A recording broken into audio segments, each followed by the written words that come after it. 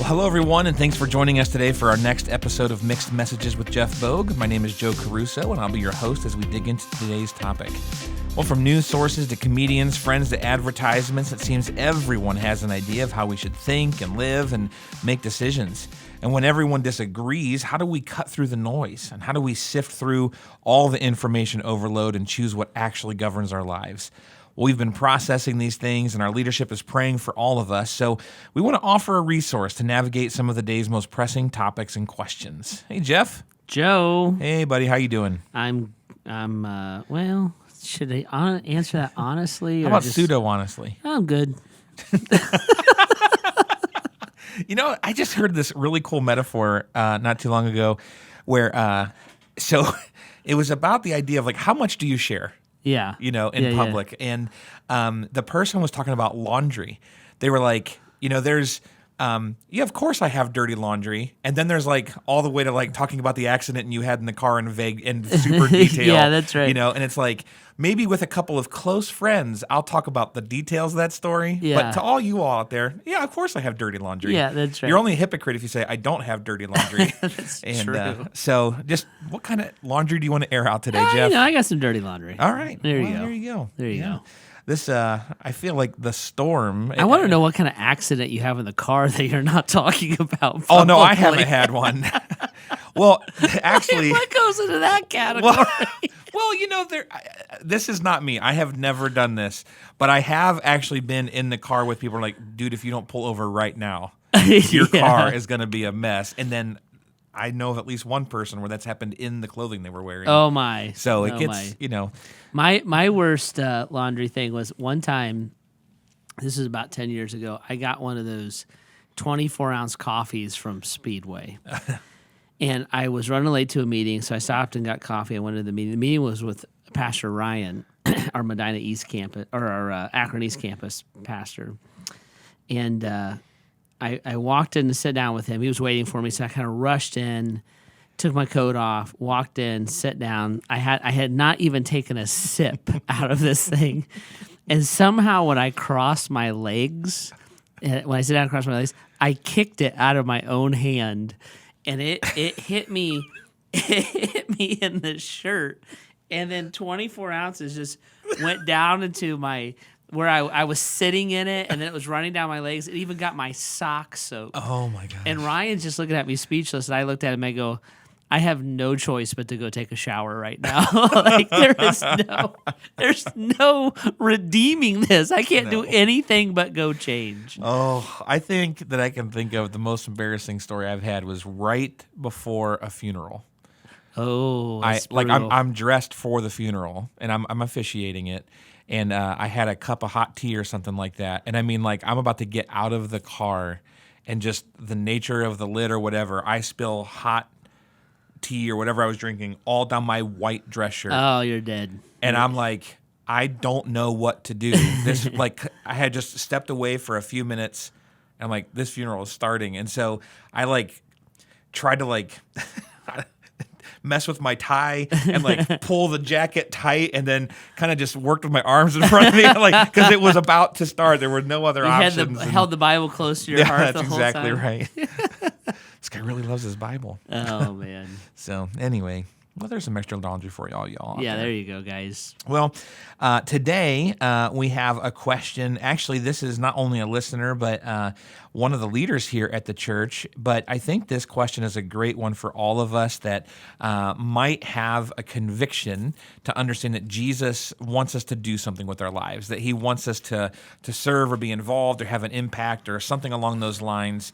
And their question is this, Jeff: how do you combat the idea of a volunteerism mindset versus having a servanthood mindset? Or in other words, how do we keep the mindset that I'm not just, quote unquote, a worker or volunteer, but I'm actually serving Jesus?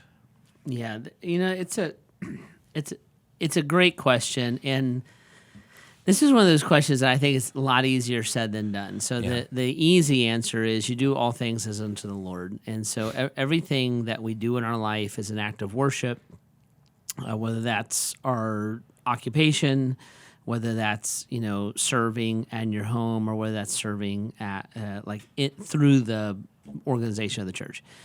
And so that position in your heart and that position in your mind is the position that you go into. Now, you said something interesting just a second ago. You're like, basically you said like good-hearted people who want to serve the Lord who struggle with volunteerism. And I'm like, yep, that's a thing. Sure.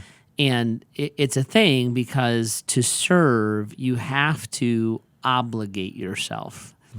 And obligation brings with it a degree of burden, right? So whenever I obligate myself, there's times I don't want to fulfill that obligation. Like when Heidi and I had children, there's times I don't want to deal with my children. Sure. There's Heidi and I. There's times I'm like, and there's a lot of times when she's like, don't you have a trip? Aren't you going somewhere? Could you? And so it's the nature of saying, I will show up and I will do this. Oftentimes we can dread getting there, and we'll oftentimes find joy once we do it. Yeah. Like we'll look and say, I'm so glad that I did that, and I'm so glad that I, helped out. But if you just looked at the average person and said, you want to tie a Saturday up doing something for somebody else, the sentence, catches at, do you want to tie a Saturday up? And I do love you, and I do want to help out, and maybe I'm far enough along in life that I do know that will bring joy. But it's, at least for me, it's the burden of saying yes. Yeah. And it's like, do you look forward to it? I'm like, yes. Would you like to have the day to yourself? I'm like, yes, because I would also look forward to that. And so I don't know. I think we can get into like a false guilt. Sure. Where we would look and say, if I'm serving someone or I'm leading a group or teaching a class or whatever, through the church, that if I don't think that that's the highlight of my week, that somehow that's a shallow act of service, and I just don't think that's true. And I would often go back to Jesus in the garden before the cross, like he didn't want to go, because he asked his Father, he's like, is there another way? But not my will, but yours be done. And I'm like, yeah, who would look forward to the cross? And the kind of the counter to that is, well, Jesus said, or the Bible says, for the joy set before him, he endured the cross. I'm like, I got you. You're dialing in on the joy, and you're right, but you skipped over the endure part. Yep. So I don't think it's a fair thing, and I do think it's a false guilt when you look and say, I got to rush home from work because the life group's coming over tonight, or it's game day practice, and man, I had a long day at the office, and it wouldn't be horrible if it got canceled. I just wouldn't trap yourself there. So I would shift this from volunteerism versus servanthood, and I would shift this into a faithfulness, right? So if I was combating volunteerism and I wanted a servanthood mindset, I'm like, in there, or maybe the remedy to that is a faithfulness mindset. And faithfulness is, I will serve, I want to serve, I will probably enjoy serving, and I can also be tired, and I also, it is nice when I get a night to myself and I don't have to go do those things. But you faithfully push through, you keep the commitment. By and large, when you're on the other side of that, you'll be glad that you did it. Yeah. But you don't have to feel awesome every day. You preach a lot here at the church. I do the bulk of it, and they did a study one time, and they found that preaching one service takes the physical equivalent of a person working an 8-hour day. So you know how like draining that is, especially when you're doing 4 services. I don't always look forward to it. Sure. I'm just like, ugh, to be creative again and to do that. But I want to be faithful to it. Now, I never regret that I did it. Yep. Like when I'm in the moment, and especially I've walked through the moment, I'm like, I am so glad that I invest my life this way. That's on Sunday afternoon after the 4th service. On Monday morning, I'm like, I don't want to do this. Yeah. Right? So I think you have to talk in those kind of terms. Yeah, and I think that there's a pressure, sometimes warranted, sometimes not, of what you're representing when you're serving that can be burdensome. So you mentioned this idea of preaching, but I think this would apply to a life group leader leading their group, or a coach leading their kids at night, or even a dad doing something devotional, discipleship-oriented with their kids at night. I don't want to speak for you, but I know when I preach, I have this weight of, oh my goodness, like what I say will help shape how people see God. Yep. And that weight is, if it weren't for the Lord, like reminding me that He's the one that works in people's minds and hearts, I think it would crush me. I'm not sure I would say yes when I have an opportunity to preach because of the way that weight feels. And so when we're moving into this servanthood mindset, I think that faithfulness is so important, because that's what part-time helps us realize I'm doing this for Jesus, and He's asking me to step into these things, whether they're disciplines or specifics. Yeah, I think anytime that you do something, you always have a mixed motive. Mm-hmm. And, when I preach, I have that weight, and then I also have the weight of I don't want to look dumb. Sure. I want this to go well. Right. And those and it's a mixed motive. I remember one time I was talking, when I first got in the ministry, I realized this mixed motive, and I'm like, if I wasn't a pastor, would I do these things, or is this obligation or job function? I was just kind of wrestling with all that. And I went out and I talked to a mentor of mine. His name's Roger Pugh. And this was 25 years ago probably. And I was expressing this to him. And I'll never forget the freedom he gave me. He looked at me and he said, Jeff, you'll always have mixed motives. That's what God's grace is for. Right? And God knows that we cannot serve Him absolutely purely. Yeah.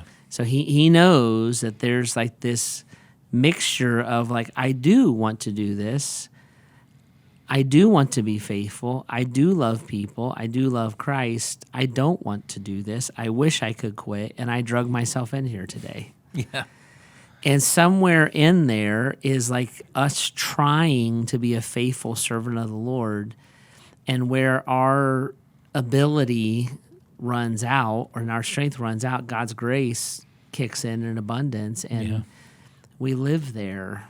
And that's completely different than the musician who wants to be a rock star and is looking for a stage, or the pastor who wants to be a control freak and is looking to manipulate, or whatever. It's completely different than an ill motive. Yeah. But a mixed motive, it was a relief for me to have an older godly man look at me and say, yeah, you're never, ever going to get away from that. That's why God's grace is critical in our lives. Boy, that's a great practice that we could put into a lot of our relationships. Yep. Just that same grace that we could extend to others. If your kid's asking to borrow money, it's like, well, you're just being sweet with me right now because you want to borrow money. It's like they're never going to have a pure motive. No. And the same thing with whether it's a spouse, parent, you name it. We can't help but combine all these things together and then try to just do the one that's best. That's right, and that's what I mean by this false guilt. That doesn't mean you're a jerk. Mm-hmm. It also does. Should we go on sinning so grace may abound? Certainly not. The Apostle Paul says. So it also doesn't mean I just throw my hands up and quit. Don't give a rip. But what it means is I release myself. So this question, where does volunteerism stop and servanthood start? I'm like, I don't know. Mm-hmm. I don't know my own life. Now, as a leader, I if I'm asking you to volunteer, I want to teach you to do things for the Lord, and that when we do things corporately as a church, we're doing that as the representation and the voice of Christ. I want to teach you to be Jesus individually. I want all of that. But I also know as a leader, even if you embrace it, you're going to struggle with it. Now, I don't want anybody to treat the body and bride of Jesus Christ like a not-for-profit. Right. Because we'll have people every once in a while call and say, I need to get community service hours. I'm like, okay, we'll help you out. That's what that is. If Grace is your home, then it's your family. If it's if it's your family, then you're part of the body, and we don't interact with each other that way. Yep. I love my family. I adore my family. My favorite thing in the world is to be with my family. Usually. Right? Yep. And then sometimes I like to be alone, and I need to, my family's all over, and I need to come downstairs and hang out. Now, I never regret it, but I have to make myself go do what's best and healthiest. Yeah, that's really, really good. You said something back there that triggered, just making that servanthood thing. We do this thing here at Grace about, praying for your three and praying for no-brainer moments. And I think that when we can start to maybe bring some of that spiritual mindset into our acts of volunteering, it helps us to remember why we're doing those things. And so, I can go down and, pass out some water on a hot day to the homeless. And I can go down on a hot day and pass out some water to the homeless, asking God, I wonder if anybody will make eye contact with me, and maybe I can pray with them while I do this. And it's the same act, but with a heart of Jesus behind it. Yep. And you could take that to any length. I can serve coffee at the church, and I could also ask God, show me someone that feels like they don't belong here so I can remind them that they do. Yep. And it's just adding that slight spiritual discipline into the volunteering work that helps you remember, oh, that's right, that's why I'm doing this. Yeah. And I think our lack of desire to serve reveals something about our heart. So another thing we say a lot is servanthood's beneath you, leadership's above you. And there was just the other day, I'm like, I don't want to serve my family. I don't want to. I'm tired and I'm worn out and I'm grumpy, and you guys could have done it. Why do I have to do it? I don't want to do that stuff. Yep. Right? And I'm like, so there are times that I spiritually discipline myself to do what Jesus did. And there's other times that is totally motivated by joy and enthusiasm. And honestly, just between you and me and the rest of the internet, Joe, honestly, it's usually the mixture of both of those things, right? Yep. And it's usually afterwards that I'm really glad we did that. Yeah, I totally agree. We talked, as we opened this up, we were talking about our laundry stories, and if I'm being transparent, I don't hope for more funerals on my schedule for lots of reasons. They're tragic, but that's one of the most fulfilling things I think I get to do is walk with people in that. And so when those, 10 a.m. services pop up on a Tuesday afternoon where I'm going to be with a family as they're grieving, I'm not sprinting to that. Yeah, because there's actually no room in the schedule for it. Yeah, it's burdensome. There's no room in the schedule, and I get to go cry with people. That doesn't sound like a great Tuesday. Yeah. But man, afterward, it's just, there's such a sense of, Lord, thank you for letting me be a part of that. So you're just being honest, and what you would say on the other end is funerals are one of my favorite things. I feel that way too. I love doing funerals. I don't love having my schedule interrupted. Sure, yep. Or my expectations having to be reset. Yep. But I love the opportunity to be with those families. I don't love the extra hours of preparation. And it's I just think if we could release ourselves from that, we would find way more joy in it. Yeah, and God can use it. For sure. So I think as a leader, because this came from one of our leaders, I think as a leader, whether you have people listen to this podcast or you just take everything from it and use it, which is what I would encourage you to do, you walk people through this. It's like, it's okay. And there's I have friends that if I called them to go out to dinner, they would be there in a heartbeat, and they would only look forward to that. And then those same friends, I call them and say, "Will you help me move?" And they're like, "Ugh, all right." And I'm like, I don't want to help you move either, but I would. Yep. And then I would have fun in the process, and we would have joy and make a memory. But no, I don't want to go lift your couch, kind of thing. So and I think that is a little bit like Jesus in the garden. He's like, I will. I don't. Who wants to be crucified? I mean, goodness gracious, that would be so unhealthy if Jesus was like, oh, I can't wait. But he's like, no, but I will, and I will find joy because I endured in the process. Yeah.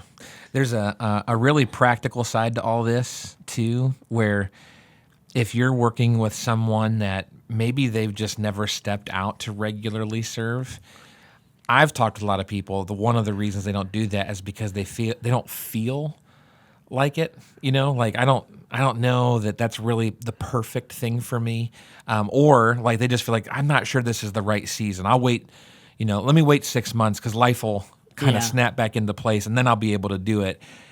And this whole time we keep talking about there's no perfect time, there's no perfect motive. It's like if those are the types of things holding you back, I think you're actually missing out on this blessing that we're talking about. Where on the other side of it, you're so glad that you got to be a part of what God's doing. Yeah, and it's kind of like going to the gym. Sure. It's like the I will talk myself out of that in about 3 seconds, but I will feel better once I go. And it's not just that it's good for you; it's that you when we talk ourselves out of serving, we're talking ourselves out of something that's life-giving. And we usually exchange that for something that's mind-numbing.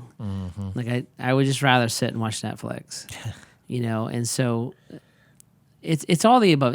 The point is you got to push yourself sometimes, and sometimes you got to go do things that on the surface you don't feel like doing.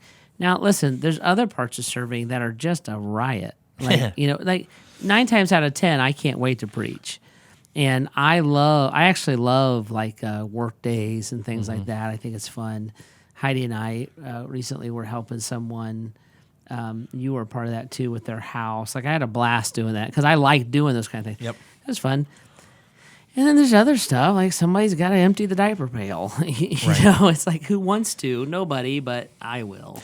You mentioned that concept, faithfulness, and I think that that's the big deal because dependability is one of the things that builds the most trust over and over and over again. When people know that you or the people of God or that God himself shows up when they need him, that dependability is what allows them to continue to rest in that trust. And it's in those places of servanthood that conversations about the gospel often, well, it's a fertile ground. It's not a guarantee, and that shouldn't be the motive all the time.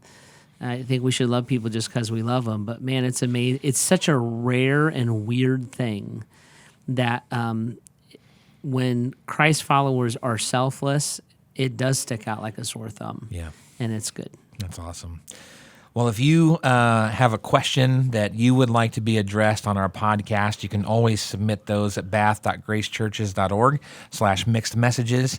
And if we can help you take any unique next steps, maybe there's something that you want to do in the area of service, or maybe there's something that you want to talk through that's kind of messing with you in this topic, we would love to interact with you on that. So reach out, let us know. If you like what you're hearing and you want to hear more of it, make sure you subscribe, rate, follow, and review our podcast. And if you are looking for a church home and you're in the area, we'd love to have you come out and check Grace out. Or, of course, if you're out of the area, you can always watch us online as well. Well, thanks for jumping in with us today as we continue to seek God's voice through all the mixed messages around us. See you next time.